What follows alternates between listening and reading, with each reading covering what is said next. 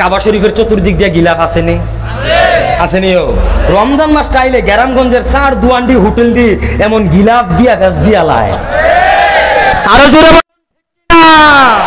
লাল নীল হলুদ সবুজ কচ্চা রঙের কাপড় দিয়া দুয়ান্ডি ভেজ দিয়া লায় আর আমরার পুরুষ মুসলমানরা ভিতরে গিয়া তাওয়াফ করে বিড়ি টানতে টানতে আসেনি তো এক সিটারে ভাইবি আমার সামনে চৌকাচৌকি ফিরে গেছে গা আইস দেখা হুজুরে এটা হুজুর ওই কিতা হইছে ভিতরে কিতা হুজুর এই রোজা রাখছি দাও রাস্তা দিয়ে আটলে বেডিয়ে তোর ভাই নজর গেলে রোজা হালকা হয়ে যাবো এর লেগে ভিতরে পর্দা করতে আসছি নাউজুবিল্লাহ কইতেন না নাউজুবিল্লাহ কইতেন না দাড়ি যে রয়েছে বিস্কুট যে খাইয়েছে যা দিয়া গুড়াটি দাড়িতে রয়েছে তা আমি আর এই কথা ডাইরেক্ট কইতারি না ভাই সাহেব দাড়ির মাঝে দেখি এর ঘুরা দেখা যায় এটা হ্যাঁ জামিল হয়েছে কিন্তু না আমি কইলাম ভাই সাহেব কাপ বাইরে আওয়াজ হয় না সামিজ দিয়ে ছোট ছোট ছোট ছোট তো এইভাবে আওয়াজ হইতেছে আমি কইলাম ভাই সাহেব ভিতরে আওয়াজ হয় কিতা হুজুর আমি না অন্য তারা তখন আমি আইস দিয়ে কইছি বেডিয়ে দেখলে রোজা হালকা হয়ে যাবো গা আর বেরোজাটি দেখলে রোজাটা ফুকতে হইব আসেনি এমন পুরুষ আসেনি এমন পুরুষ ভয় কারে করলো কথা কয় না তো কারে ভয় করলো ভয় করার কথা ছিল কাকে ভয় করার কথা ছিল কাকে আল্লাহ তাআলা বলেন আমার বন্ধু তারা জিজ্ঞেস করলাম আল্লাহ কারা আল্লাহ পাক রব্বুল আলামিন বলে যারা ঈমান আনে এবং তাকওয়া অবলম্বন করে তাকওয়া মানে কি কথা তাকওয়া মানে কি ভয় করা কারে ভয় করা আল্লাহরে ভয় করা এই যে উস্তাদজি মাঝে মাঝে ক্লাস করায় কোনো ছাত্র যদি হুজুরের ফাইল চায় আর হুজুর ছাত্রটা যদি দেখে হুজুরে তার ফাইল চাই রইছে তে দুষ্টামি করবো কথা কয় না তো তে ফুংটা ফানা করবো তে ফাইজলামি করবো তে কোনো কিছু করতো না সে পড়ার ভিতরে মনোযোগী হইব কেন উস্তাদের ভয় তার দিলের ভিতরে কি করতেছে কাজ করতেছে এজন্য সে কি করবে না দুষ্টামি করবে না যখন আল্লাহর ভয় কারো দিলের ভিতরে সৃষ্টি হয় তখন ওই বান্দার দ্বারা গুনাহ হয় না কারণ সে যখন জিনা করতে যাবে তখন তার সামনে তার চোখের সামনে মনে হয়ে যায় আল্লাহ জিনা করতে নিষেধ করছে জিনা করা হারাম যদি জিনা করি রব শাস্তি দিবেন আল্লাহর ভয় তার সামনে পয়দা হয়ে যায় আরো জোরে বলুন ঠিক কিনা এই কথা এক ওয়াজও কইছি কর পরে কয় হুজুর এতটাই হয়ে গেছেন গা আল্লাহর বন্ধু হয়ে যাম গা খালি ঈমান আনলে আর আল্লাহরে ভয় করলে নামাজ রোজা করবো কেটা একটা মাহফিল ওইটা কই এলাইছি এই কথা আমি আটকা সাহেব খাই উঠছি না ডরাই গেছি গা কয় আল্লাহরে ভয় করলো আর ঈমান আনলো তো নামাজ রোজা করবো কেটা খালি দুই কথা কয়ে ফেস দিয়া লাইতেছেন আমি তখন উপস্থিত একটা বুদ্ধি দিয়া তার একটা ঘটনা কইছি এনেও কয়ে লিতাম নাকি হ্যাঁ আর আইনা নাই সকলবেলা কইয়া দিয়া যায় বাজান আপনি তো করছেন আমরা তো আর করতাম পারছি না বিয়ার কথা কইতে আছি আর কি ওখানো 3বার কবুল কইতাম পারছি না বিয়া করার আগে আমরা 3বার কবুল কইনি আসাম পাড়ার তারা কি আবুল কইয়া লাই নাকি তো সকলে দিয়ে আওয়াজ কইরা কয় না কবুল কয় নিও 3বার কবুল কয় নিও 3বার কবুল কয় ও আপনার কাছে সিউন একটা প্রশ্ন 3বার কবুল করার আগে কি আপনারা গিয়া কন বেডিরে শাড়ি দেম তেল দেম সাবান দেম লুসুন দেম বাদ them fair and lovely them বাজান আপনি কইছিলেন আমার কাছে কইছেন না অন্যরাও কয় না মাত্র কি কয় 3বার কবুল কয় এই হ্যাঁ একবার কইলে তো হয়েছে গায়ে তার বুঝানোর লেগে না লাইরা সাইরা চলতে আসছি গাড়িটা চালাই নিতে আসছি আমিন কন আর যে এই কথাটা কইতাম ইসলাম কোন লাগে তো কোয়ার পরে কি বিড়িতে বাচ্চারা রাখুন যায়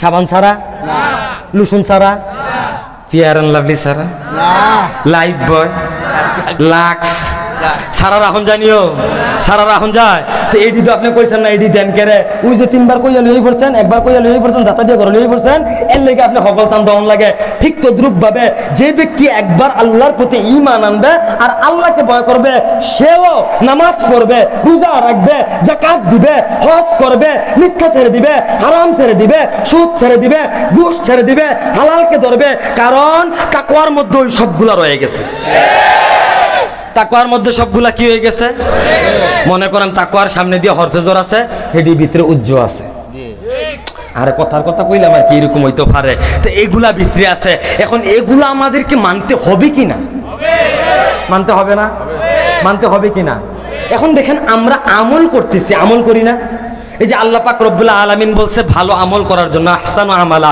ভালো আমল করার জন্য বেশি আমলের কথা কইছে না এখন অনেক খোলা পাইনি মনে করবা আরে হুজুর এই হুজুরের আমরা বিচারি ফাসক তো নামাজের কথা কইতাছে না ভালো আমল মানে প্রত্যেক শুক্রবার একবার একটা দিয়া পড়ব এমনি একটা দিয়া পরে এই শুক্রবারও তো মসজিদে জুমার নামাজ পড়ছি 2 তালাত কি আমি নামাজ পড়তাম পারছি সেজদা যাওয়ার পরে খালি ঢুলের আওয়াজ শুনছি নাউজুবিল্লাহ কইতেন না, বালেক ছেলেরা। এরপরে গতকালকের ঘটনা, আমি মাহফিল শেষ করে আইতেছি আপনাদের সিলেটে, শায়েস্তাগঞ্জ পার হওয়ার পরে আমার ড্রাইভারে দিয়ে চোখ খুলতে পারে না। আমি বাজান আমি এখন পর্যন্ত এই যেখানে বসে রয়েছি এই মুহূর্ত পর্যন্ত প্রায় 57 ঘন্টা বিছনার সাথে পিঠ লাগাই নাই। কয় ঘন্টা? টাকার জন্য? টাকার জন্য? এই যে আপনাদের এখানে আসছে, আমি কি 1 টাকা চাইছি? মাহফিল কমিটির কেউ এখানে আছে? না। কারো কাছে আমি 1 টাকা চাইছি? কেউ বলতে পারবে? ওয়াল্লাহি, আল্লাহর শপথ, কারো কাছে 1 টাকাও চাই নাই। আজকের দিনে আমার ডেট আইছে মোট 6টা। কয়টা? মোট 6টা ডেট আইছে। এরপরও আমি কি করি নাই?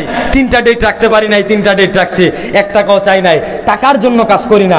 টাকার জন্য যদি করতাম তাহলে আমার কুমিল্লার প্রোগ্রাম দিয়ে সাল লইলে বাইরে যাওয়া লাগে না।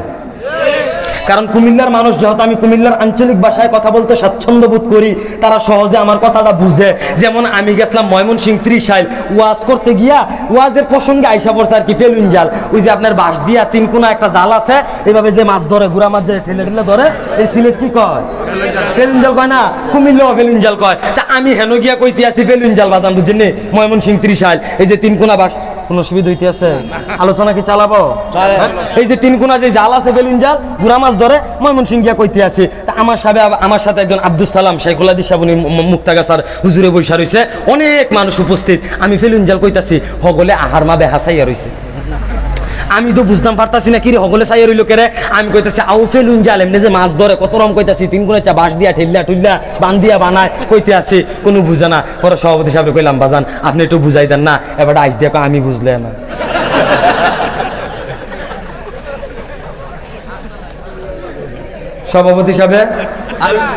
সভাপতি সাহেব, তবে আমরা সভাপতি সাহেব আজ বুঝ জ্বালাইছে, মার খাবে হয় না রে, আরো জোরে মার খাবা। আমরা সভাপতি সাহেব বুঝ জ্বালাইছে। তো যেই কথাটা বলতেছিলাম, কুমিল্লায় কথা কইলে মজা পাই, মজা লাগে, দৌড় দিয়ে আইয়া পড়ে। কিন্তু আপনারা এমন তো নতুন নতুন বুঝতাম পারি না। এখন আমি নতুন না, আপনারা নতুন, এইটাও ধরতাম পারি না।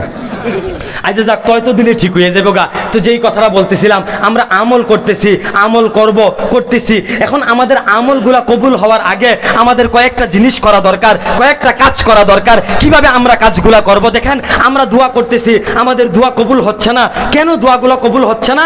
1 নম্বরে আমরা হালাল খাবার খাইতেছি না, হালালের সাথে আমরা জড়িত না। যদি শরীরের ভিতরে হালাল পোশাক থাকে, পেটের ভিতরে যদি হালাল খাবার থাকে, তাহলে ওই বান্দার দোয়া আল্লাহ তাআলা ফিরাই দেয় না। কিন্তু আফসোসের বিষয় হচ্ছে, দুঃখ পরিতাপের বিষয় হচ্ছে, ইবাদত করতেছি, বন্দেগী করতেছি, নামাজ পড়তেছি, রোজা রাখতেছি, এরপরও মনের মধ্যে প্রশান্তি লাভ হচ্ছে না, প্রশান্তি পাইতেছি না, শান্তি পাইতেছি না, ইবাদতের মজা পাইতেছি না।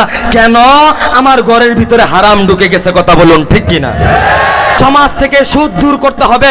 যতদিন না পর্যন্ত সমাজ থেকে সুদ দূর করতে না পারি, যতদিন না পর্যন্ত রাষ্ট্র থেকে, গ্রাম থেকে সুদ দূর করতে না পারি, ততদিন না পর্যন্ত পূর্ণাঙ্গ ঈমানদার হতে পারবো না। আমাদের দোয়া কবুল হবে না। মুসলমানদের সবচাইতে বড় অস্ত্র হচ্ছে ঈমান আর দোয়া।